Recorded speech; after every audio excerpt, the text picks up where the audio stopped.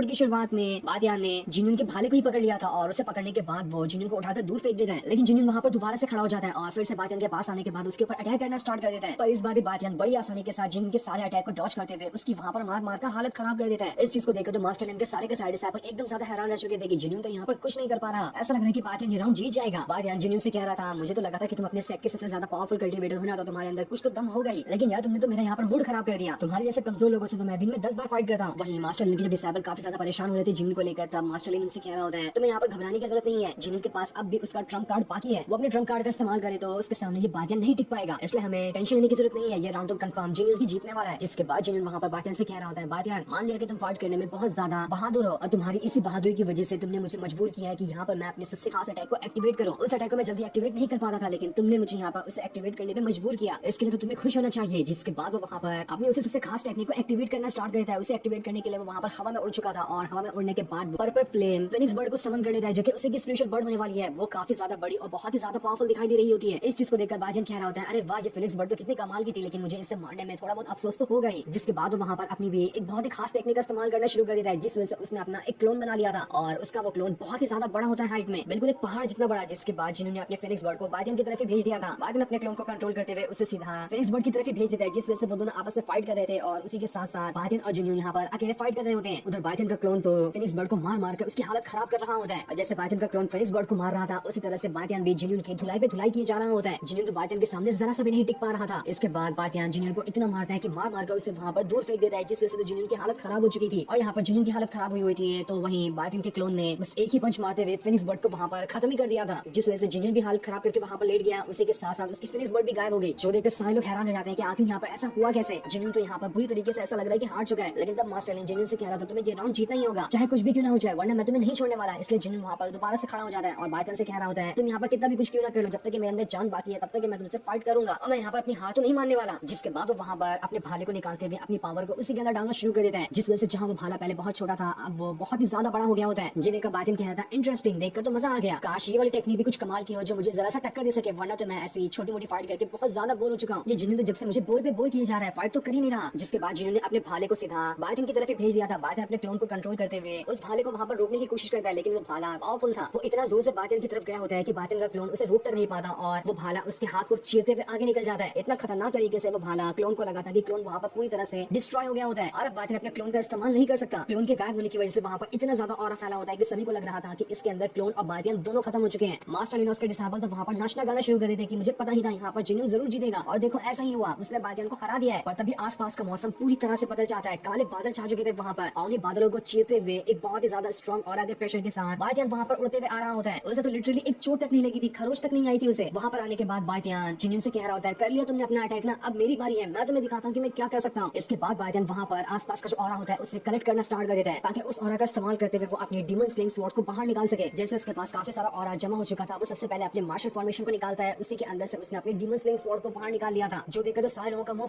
खुला ही रह जाता है कि आखिर ये किस तरह की स्वॉर्ड है। शायद ये डीमन स्वॉर्ड होगी जिसके बारे में हमने सिर्फ सुना था, लेकिन आज पहली बार इसे बादियान के हाथों में देख भी लिया। ये अटैक सच में बहुत ही ज्यादा खतरनाक और पावरफुल दिखाई दे रहा था। ऐसा लग रहा था कि पावरफुल से पावरफुल कल्टीवेटर भी इसके सामने नहीं टिक पाएगा। उस स्वॉर्ड के सामने तो जिन्यून और उसका भाला एक चूंटी जैसा दिखाई दे रहा था। बादियान अपनी डीमन स्लिंग स्वॉर्ड को सीधा जिन्यून की तरफ ही भेज देता है। अगर ये स्वॉर्ड उसे लगी तो वहाँ पर उसकी जान जाना 100% कंफर्म है। इस चीज को देखकर मास्टर लिन जो होता है भागते हुए जिन्यून के पास आता है और अपनी पावर का इस्तेमाल करते हुए जिन्यून और खुद को एक प्रोटेक्शन शील्ड के अंदर डाल देता है, ताकि वो डीमन स्लिंग स्वॉर्ड से बच सके। लेकिन वो स्वॉर्ड उसके शील्ड को तोड़ते हुए उसे भी जिन्यून के साथ उठाकर दूर फेंक देती है। बादियान ने दया दिखाते हुए डीमन स्लिंग स्वॉर्ड का इस्तेमाल मास्टर लिन और जिन्यून के ऊपर नहीं किया था, वरना तो उन दोनों की जान चली गई होती। उसने स्वॉर्ड उनके ऊपर लगने से पहले स्वॉर्ड को अंदर रख लिया था वापस से। जिसके बाद बादियान कहता है, क्या कहते हो, क्या मैं ये राउंड जीता या फिर नहीं जीता। जो देखा तो वहाँ मौजूद सारे लोग एकदम ज्यादा खुश हो जाते हैं कि बादियान ये राउंड जीत चुका है। बादियान को तो सच में कोई जवाब ही नहीं, उसे हराने वाला आज तक कोई पैदा ही नहीं हुआ। मास्टर लिन बादियान से क्या होता है, आखिर तुम्हारी जिन्यून के साथ क्या दुश्मनी थी जो तुमने इतना खतरनाक अटैक उसके ऊपर किया। उसकी यहाँ पर हालत खराब हो चुकी है, वो तो अच्छा हुआ कि ये बच गया, वरना तो कब का मर गया होता। जिसमें बादियान कहता है, मर गया होता, वो खुद से बचा नहीं बल्कि मैंने उसकी और तुम्हारी जान बख्श दी है। तुम्हें तो ये सवाल जिन्यून से पूछना चाहिए कि आखिर उसकी क्या मुझसे दुश्मनी थी जो वो खुद सबसे पहले ऐसे खतरनाक से खतरनाक एक्टिवेट करते हुए पावर को मेरी जान लेने की कोशिश कर रहा था। मैं तो फिर भी यहाँ पर उसकी जान बख्श दी, तो तुम्हें मेरा एहसान मानना चाहिए। और देखो तुम किस लहजे में मुझसे बात कर रहे हो, तुम्हारा ये एटीट्यूड मुझे बिल्कुल भी पसंद नहीं आया। उधर जिन्यून भी मास्टर लिन को शांत कराते हुए बादियान से कहता है, बादियान मैं यहाँ पर तुम्हारे सामने अपनी हार मानता हूँ, मुझे पता है कि मैं तुम्हारे मुकाबले का बिल्कुल भी नहीं हूँ और तुम्हारा शुक्रिया जो तुमने यहाँ पर मेरी जान बख्श दी। तब वहाँ पर एम्पर आकर मास्टर लिन से कह रही होती है, मास्टर लिन चलो आप मान भी लो अपनी हार को, तुम यहाँ पर हार चुके हो और इस कॉम्पिटिशन को जीतने का जो इनाम था ना वो इनाम मुझे दे दो। कहाँ है मेरा एग्रीमेंट जिसपे तुम अपने सेट की खास चीज मेरे नाम करने वाले हो। ये सुनकर मास्टर लिन कह रहा होता है, हाल फिलहाल तो मेरे पास ऐसे कोई खास चीज है नहीं, लेकिन मैं यहाँ से अपने सेक्ट में जा रहा हूँ, वहाँ जाने के बाद किसी बंदे के हाथों में तुम्हें भिजवा दूंगा। जो सुनकर एम्बर कह रही होती है, क्या तुम मुझे बच्चा समझ रहे हो? एक बार तुम यहाँ से निकलोगे और कभी जिंदगी में दोबारा यहाँ पर नजर उठा के नहीं देखोगे और मैं तुम्हें ऐसे ही यहाँ से जाने दूं, ऐसा तो कभी नहीं होने वाला। लेकिन खैर, अगर तुम सच में यहाँ से जाना चाहते, इसके बदले तुम्हें कोई ना कोई चीज यहाँ पर गिरवी रखकर जानी पड़ेगी, उसके बदले ही मैं तुम्हें यहाँ से जाने दूंगी। और वो चीज कोई एक डिसाइपल हो सकता है, उसी के साथ साथ एक नोट भी होना चाहिए जिसमें तुम कंफर्म बता सको कि हाँ तुम ये चीज देने वाले हो, उसके बाद ही मैं तुम्हें यहाँ से जाने दे सकती हूँ, वरना मैं तुम्हें यहाँ से जाने नहीं दूंगी। तो बताओ कौन सा डिसाइपल को यहाँ पर छोड़ रहे हो? जो सुनकर मास्टर लिन को तो बहुत ज्यादा गुस्सा आ जाता है। वो एम्पर से कह रहा था, एम्पर आप कुछ ज्यादा नहीं बोल रही, आपको अपनी जुबान संभाल के बात करना चाहिए। ये कॉम्पिटिशन में हार गया, इसका मतलब ये नहीं कि हम लोग यहाँ पर कमजोर है और आप जो कहेंगे हम लोग वो मान लेंगे। मैंने कहा आपसे कि मैं किसी को भेज दूंगा, लेकिन आप तब भी नहीं मान रही। जो सुनकर एम्पर कह रही होती है, लगता है कि आपने यहाँ पर अपनी हार से ज्यादा खुश नहीं है, तो ठीक है, मुझे भी यहाँ पर जरा अपनी ताकत दिखानी पड़ेगी कि हाँ मैं भी यहाँ पर कुछ न कुछ तो करके दिखा सकती हूँ। जो सुनकर मास्टर लिन कह रहा होता है, क्या करेंगे आप? फाइट करेंगे मुझसे? तो ठीक है, आ जाओ ना, आज ही देख लेते कि हम दोनों में से कौन ज्यादा पावरफुल है। डिसाइपल को साइड करो, आज हम दोनों का ही मुकाबला हो जाएगा। और तभी फूजिन वहाँ पर आकर एम्पर से कह रही थी, एम्पर आप साइड हो जाओ, ऐसे घटिया किस्म के इंसान के साथ फाइट करके आपको अपने हाथ नहीं गंदे करने चाहिए। मैं इस मास्टर लिन से फाइट करने के लिए तैयार हूँ। एम्पर कह रही थी, फूजिन तुम्हें पता है ना कि मास्टर लिन अपने डिसाइपल से ज्यादा पावरफुल है। जिस पर फूजिन कह रही होती है, मुझे कुछ नहीं सुनना कि इसका पावर लेवल क्या है, मुझे उससे कोई फर्क ही नहीं पड़ता, मैं अभी यहाँ पर चुटकियों में से हरा दूंगी। देखना है तो आप यही खड़े होकर देख सकती हैं। जिसके बाद अब देखते ही देखते फूजिन और मास्टर लिन के बीच फाइट शुरू हो जाती है। मास्टर लिन के डिसाइपल वो खुद भी वहाँ पर फूजिन का मुकाबला नहीं कर पा रहा था। फूजिन तो बड़े मजे के साथ उसे अटैक पे अटैक करते हुए उसकी हालत खराब करती जा रही होती है। लेकिन इस फाइट में कौन जीता हमें अभी नहीं बताया जाता। जो सीन दिखाते ही ये एपिसोड यहीं पर एंड हो जाता है। Thanks for watching.